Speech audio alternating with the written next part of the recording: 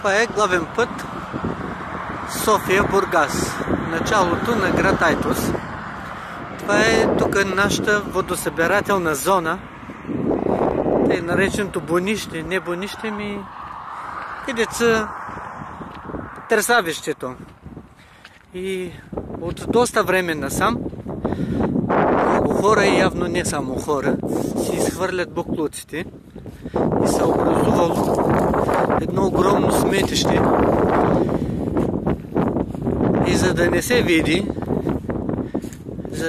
види, общината или някой е минал с камиони, с трактори, е засипал, за да не се види бонището.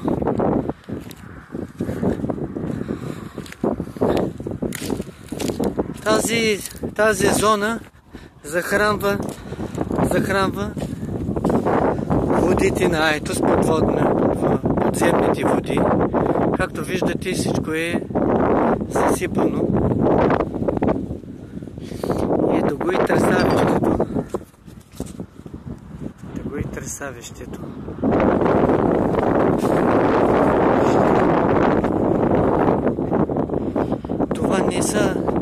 Това не са боклуци от граждани.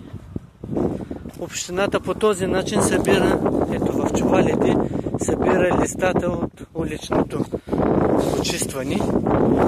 И за да не се хвърлят в Братово, където е доста далеч от Айтос, община Айтос е намерила решението. Като замърсява така природата и подземните води на Айтос, който води до риск за здравето на всички ни.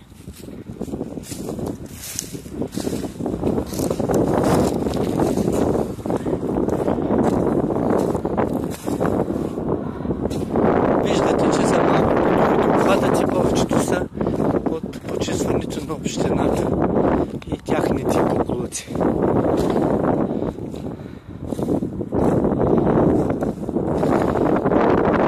Истинско сметище. В началото на града, водосборната зона на града ни. Вижте, просто е влизано, това са почиствани от камиони, багери, всичко е, това е умишлено и тенденциозно е направено по този начин. Вижте, гледайте. А си представете какви тонове боклуци има под всичкото това, което е затрупано. А самото тресавище беше до пътя. Това е повече от 2-3 декара, според мене, направено бонище.